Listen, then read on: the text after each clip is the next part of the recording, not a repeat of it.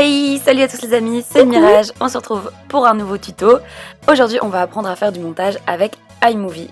La première chose à faire, c'est de sélectionner un nouveau projet et de télécharger les données grâce à la flèche qui se trouve en haut à gauche. Maintenant que vos rushs sont importés, on va venir les sélectionner et les glisser dans la timeline pour pouvoir commencer à monter. Vous pouvez zoomer ou dézoomer sur votre timeline pour avoir plus de précision ou une meilleure vue d'ensemble de votre timeline. Quand vous passez votre curseur sur la timeline, vous voyez les rushs défiler en haut à droite et donc ça vous permet de visualiser plus ou moins où vous en êtes dans la vidéo. On fait défiler les rushs une première fois pour voir le contenu parce que là pour le moment on a 30 minutes de rush et nous ce qu'on veut c'est une vidéo de 30 secondes pour faire un tuto. Pour commencer le montage, on va commencer par cut tout ce dont on n'a pas besoin. Donc vous sélectionnez le rush, vous faites un clic droit, vous voyez scinder le plan ou alors vous pouvez utiliser le raccourci de toute façon qui est indiqué qui est commande B pour scinder le plan et ensuite le supprimer.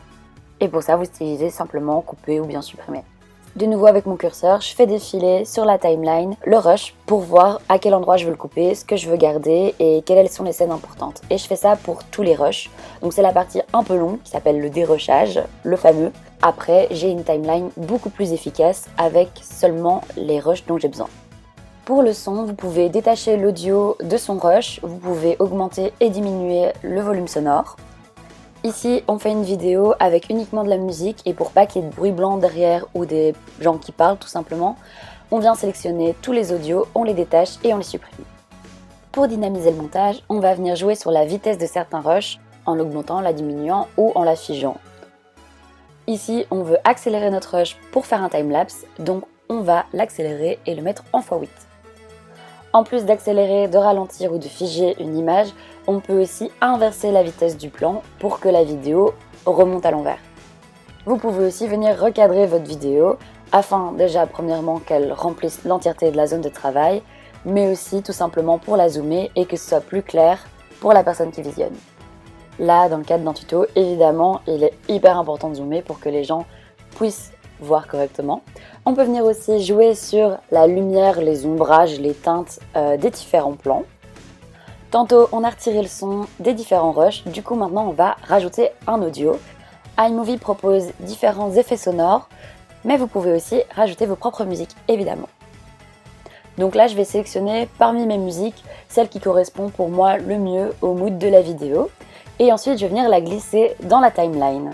Vous pouvez voir que la musique pour le moment est trop courte par rapport à la longueur de la timeline, c'est parce qu'on n'a pas encore fini le montage final, parce qu'on va venir préciser tout ça, faire un montage plus propre en utilisant des cuts et des accélérations en rythme sur la musique. Vous pouvez bien évidemment venir ajouter un titre. Alors il y a deux solutions, soit vous l'ajoutez comme un rush indépendant, soit au-dessus d'un rush déjà existant. Si vous l'ajoutez au-dessus d'un rush déjà existant, ça fera le même effet qu'un PNG sur une image. Après les onglets Données, Audio, Titre, il y a l'onglet notamment Transition. Donc iMovie propose toute une galerie de transitions, à vous de les essayer et de voir laquelle correspond le mieux à votre montage. Et vous venez juste simplement la glisser entre deux rushs et le travail est fait. Au même titre que vous pouvez déplacer les transitions, vous pouvez aussi déplacer chacun des rushs et venir aménager votre vidéo comme vous en avez envie. Maintenant qu'on a tous ces outils en main, on va pouvoir faire le montage final, le préciser et le mettre en rythme sur la musique. On a bien notre tuto de moins de 30 secondes, donc on va venir exporter le fichier, le renommer, l'enregistrer sur l'ordinateur pour qu'on n'ait plus qu'à le publier sur les réseaux. Une fois que le rond sera totalement blanc, la vidéo sera exportée. On espère que ce tuto vous a plu et qu'il vous aura donné envie de faire de la vidéo. Et bonne rentrée à tous!